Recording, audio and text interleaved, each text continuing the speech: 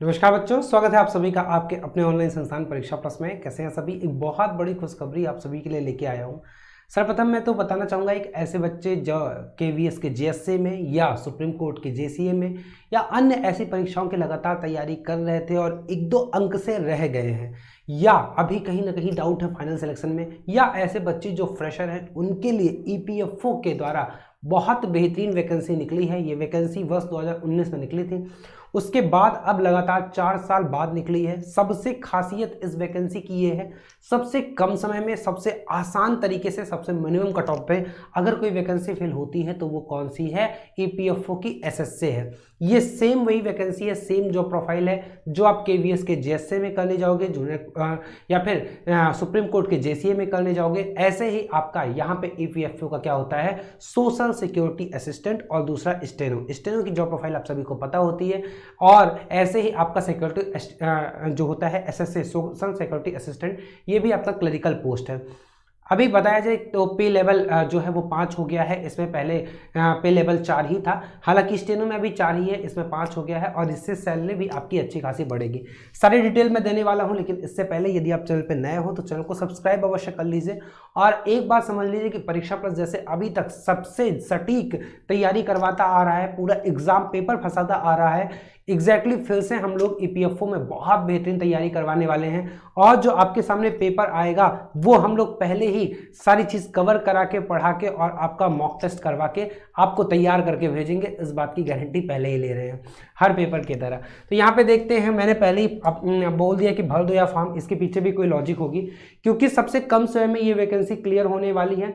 अभी आपका 27 मार्च से इस वैकेंसी की जो फॉर्म फिलिंग हो जाएगा वो चालू हो जाएगा, और आपका 2 महीने बाद इसका प्रीलिम्स का पेपर भी हो जाएगा। मतलब अप्रैल मई के बाद जून में आपका पेपर हो जाएगा, अगस्त में आपका रिजल्ट आ जाएगा, और विद इन 1 ईयर में ये आप फाइनल सिलेक्शन ले लेते हो। लेकिन इसमें 3 स्टेजेस होते हैं।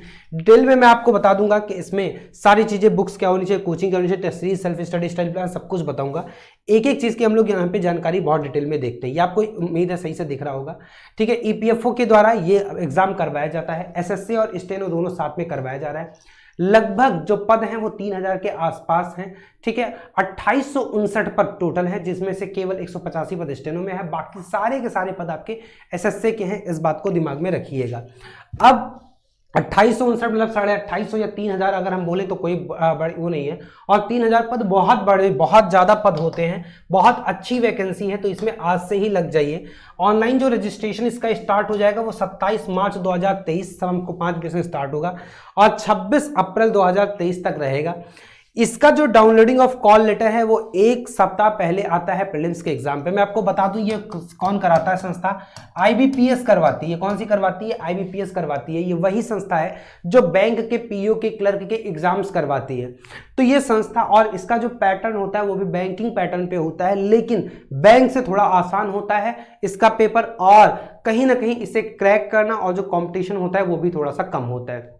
नो डाउट इसमें कंपटीशन थोड़ा बैंक वाले बच्चों को आपका मिलेगा, लेकिन अगर आप तरीके से इसे करोगे और टीम के मार्गदर्शन पे चलोगे तो बहुत इजीली आप इसे क्रैक कर सकते हो। और अगर आप बैंक की तैयारी कर रहे हो तब तो ये आपके लिए बहुत ही बेहतर परीक्षा होने वाली है।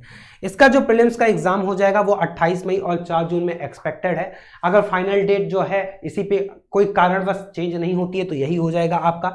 बाकी आपके 3 स्टेज होते हैं, प्रीलिम्स एग्जाम होता है, मेंस एग्जाम होता है, स्किल टेस्ट होता है, और इसके बाद आपका क्या होता है? प्रीलिम्स में जो होता है ये क्वालिफाइंग नेचर का होता है। मैं आपको इसका पैटर्न भी सब कुछ बता दूंगा, लेकिन अभी आप देखो जो प्रीलिम्स एग्जाम है 28 मई 4 जून, और उसके बाद बाकी डेट बाद में डिस्क्लोज होगी। सबसे पहली बात है कि एजुकेशन क्वालिफिकेशन क्या होनी चाहिए, तो मैं आपको बता दूं कि इसके लिए जो आपका 2 पोस्ट हैं एसएसए के लिए आपके पास क्या होना चाहिए? इसके लिए आपके पास ग्रेजुएशन होना चाहिए। ग्रेजुएशन आप किसी से भी हो, किसी स्ट्रीम से हो, डिपेंड नहीं करता है, वो मैटर नहीं करता है, आप बस ग्रेजुएशन होना चाहिए। साथ में ही आपका क्या होना चाहिए? 5000 की डिप्रेशन पर आवर टाइपिंग आनी चाहिए। टाइपिंग आप ऐसे बोल दो कि 35 वर्ड पर मिनट आपको इंग्लिश की आनी चाहिए, 35 वर्ड पर मिनट इंग्लिश की आनी चाहिए, 30 वर्ड पर मिनट आपको क्या आनी चाहिए? हिंदी की आनी चाहिए। ये अभी क्लियर नहीं है कि बोथ टाइपिंग आनी चाहिए या और टाइपिंग आनी चाहिए, ये भी मैं आपको क्लियर करके बता दूंगा, बट अभी आप समझो कि इंग्लिश और हिंदी दोनों होना चाहिए। और दूसरा जो पोस्ट है आपका स्टेनो का है, स्टेनो में आपका 12th मांगा हुआ है और इसमें आपको स्टेनो आना चाहिए, 100 and 120 वर्ड पर मिनट का आना चाहिए, आपको इसमें स्टेनो स्किल आनी चाहिए। ये दोनों चीजें हैं आपका। इसमें जो आपका है लेवल 5 के हिसाब से 29,000 आपकी सैलरी स्टार्ट, जो लेवल 5 के बेसिक पे की बात कर रहा हूं, और जो इसमें है वो लेवल 4 के हिसाब से है, 25,500 के हिसाब से स्टार्ट होगा। ठीक है, ये आपका एजुकेशन क्वालिफिकेशन है एसएससी और स्टेनो का। उम्र की बात बता दूं तो एज क्या होनी चाहिए बच्चों, तो एज भी आप समझ लो कि एज क्या होनी चाहिए। इसमें एज जो है वो आपका 18 से 27 साल के लिए एलिजिबल है। बाकी जैसे रिलैक्सेशन मिलता है ऐसे सभी में रिलैक्सेशन मिलेगा, चाहे ओबीसी हो, चाहे एससी हो, चाहे एसटी हो। जो रिलैक्सेशन 3 साल 5 साल का क्रमशः चलता आ रहा है वो रिलैक्सेशन मिलेगा।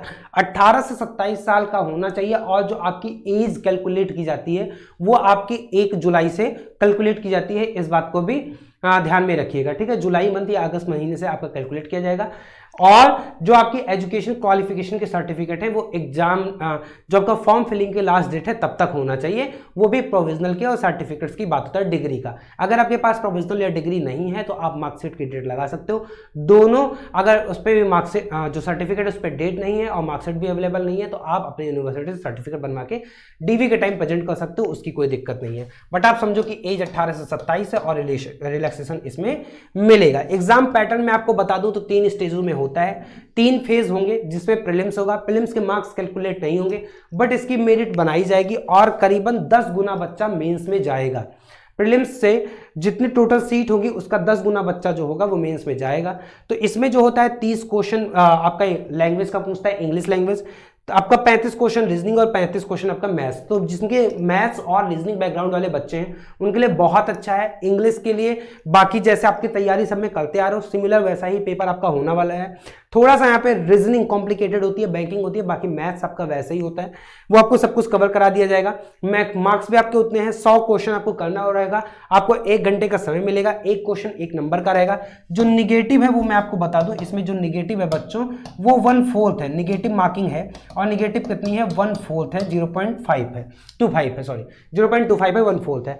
वर्जन आपका जो इंग्लिश वाला रहेगा इंग्लिश में रहेगा, बाकी दोनों बाइलिंगुअल रहेगा। 1 घंटे का पेपर रहेगा, क्वालिफाइंग रहेगा, बट मेरिट बनेगी, इस बात का ध्यान देना। आपको मैक्सिमम से मैक्सिमम स्कोर करना है। 10 गुना बच्चा दूसरे में जाएगा, दूसरे स्टेज में आपका 1 पेपर और जुड़ जाता है, बाकी 3 आपके वही रहते हैं। ठीक है, बाकी आपके वही रहते हैं। इंग्लिश लैंग्वेज 30 का ही रहा है, क्वांट यहाँ पे 5 बढ़ जाता है, मैथ्स 5 बढ़ जाता है, नंबर आपका 60 हो जाता है। ठीक है, ऐसे ही रीजनिंग आपका 40 का 60 हो जाता है। एक अलग से जो पार्ट यहाँ पे इंक्लूड होता है वो क्या है, general economy, general awareness, economical awareness और फाइनेंशियल अवेयरनेस। ये सिंपल सा पेपर होता है। आप ऐसे समझो कि जनरल जो आपको जनरल जीके होती है, जीके स्टैटिक, और आपका जनरल अवेयरनेस में आप बोल सकते हो जो करंट के फाइनेंशियल डेटा होते हैं वो आपके बैंकिंग टर्म्स थोड़ा बहुत रिलेटेड होते हैं, वो अगर आप पढ़ लोगे तो ये हो जाएगा आपका। इसमें सेक्शनल टाइम दिया होता है, इस बात का ध्यान देना, प्री और मेंस में इसी टाइम के अंदर ही आपको क्या होता है करना होता है। जो भी सेक्शन आप चूज कर लोगे वो सेक्शन जब वो टाइम बीत जाएगा तभी आप दूसरे सेक्शन पे स्किप कर पाओगे, तो इसकी भी प्रैक्टिस जरूरी होती है। लैंग्वेज सब में बाइलिंगुअल है, केवल जो आपके इंग्लिश वाली पेपर होगा उसमें केवल इंग्लिश में दे रहेगा, वो बाइलिंगुअल नहीं रहेगा। इसमें टोटल 150 क्वेश्चन होते हैं। इसमें जो मार्क्स होते हैं वो टोटल 200 होते हैं। इसके मार्क्स आपके फाइनल सिलेक्शन में जोड़ेंगे, लेकिन यही नहीं, इसके अलावा एक तीसरा स्टेज होता है स्किल टेस्ट का। स्किल टेस्ट का डिस्क्रिप्टिव टेस्ट होता है, ये मेंस में इंक्लूडेड है। मेंस में ये तीसरा स्टेज स्किल का है, दूसरे में ही मेंस में इंक्लूडेड डिस्क्रिप्टिव। डिस्क्रिप्टिव में आपसे 3 क्वेश्चन पूछा जाएगा। 3 क्वेश्चन कौन कौन से होंगे, एक लेटर राइटिंग का होगा, एक प्रेसेस राइटिंग का आएगा और तीसरा कंप्रेहेंशन पे क्वेश्चन आएगा। ये पेपर आपका ऑनलाइन ही होगा, मैं आपको बता दूं। ऑनलाइन मतलब डिस्क्रिप्टिव भी आपको पेपर पे नहीं लिखना है, ऑनलाइन ही होगा। आपके कंप्यूटर पे क्वेश्चन होगा और आपको टाइप करके वो करना होगा। दूसरी बात ये है कि आपका जैसे ही आप स्टेज 2 का कहने का मतलब मेंस वाले पेपर के दिन ही जैसे आपका पेपर 1 खत्म होगा, 5 मिनट के गैप के बाद आपका दूसरा पेपर डिस्क्रिप्टिव पेपर स्टार्ट हो जाएगा, इस बात को ध्यान रखिएगा। ये 30 मार्क्स का होगा, यानी टोटल जो आपका मेंस की परीक्षा है जहां से मार्क्स जुड़ना है वो टोटल 230 मार्क्स का है और उसके लिए टोटल टाइम मिलेगा 2 घंटे 45 मिनट। 2 घंटे आपको मिलेंगे पहले वाले के लिए और तुरंत ही आपका क्या हो जाएगा, ये वाला डिस्क्रिप्टिव चालू हो जाएगा। मतलब 2 घंटा 45 मिनट सिंगल सेटिंग में आपको देना है। ये आपका जो डिस्क्रिप्टिव वाला होगा इसकी लैंग्वेज केवल इंग्लिश है, हिंदी में आप नहीं कर पाओगे, इस बात का ध्यान रखिएगा। हिंदी भाषी बच्चों के लिए थोड़ा सा यहाँ पे दिक्कत है। एसएससी और बैंक वाले बच्चों के लिए बहुत अच्छा पेपर है, इस बात को ध्यान दीजिएगा। तो उसके बाद आपका तीसरा आएगा जो स्टेज होगा वो स्किल टेस्ट होगा। जैसे आप एसएससी के सोशल सिक्योरिटी असिस्टेंट का पेपर दोगे तो उसमें टाइपिंग आपको करना होगा। इंग्लिश में टाइपिंग के लिए 35 वर्ड पर मिनट, हिंदी के टाइपिंग के लिए आपको 30 वर्ड पर मिनट देना होगा। दूसरी बात, अगर आप स्टेनो के पेपर के लिए भर रहे हो तो वहां पे आपको स्टेनो का स्किल होना चाहिए, इस बात को ध्यान रखिएगा, ठीक है, जिसमें डिक्टेशन करने के बाद आपको उसी चीज को स्टेनो के लैंग्वेज में लिखना पड़ेगा। यहाँ पे एक चीज ध्यान देना है कि जो फेज सेकंड का मार्क्स होगा केवल वही फाइनल मार्क्स होगा, स्किल टेस्ट भी यहाँ पे कंसीडर नहीं किया जाएगा। हर क्वेश्चन निगेटिव के लिए 1/4 है। बाकी सारी जानकारी मैंने आपको दे दिया है। इतना बात समझिएगा कि फेज थर्ड के लिए स्किल टेस्ट के लिए वैकेंसी का 5 गुना बुलाया जाता है। कितने गुना? सॉरी, 5 गुना केवल बुलाया जाता है। अब हम इसे देख लेते हैं। बाकी सारी चीजें मैंने आपको बता दिया है। ये आपका 5000 की डिप्रेशन जैसे पहले होता था, अब आपका 30 वर्ड और 35 वर्ड पर मिनट आपका दे दिया है। तो अगर आप इतनी सारी चीजें कर लिए हो तो ये इतनी मैक्सिमम डिटेल में आपको बता दिया हूं। उम्मीद है इससे आपको बहुत सारा फायदा मिला होगा।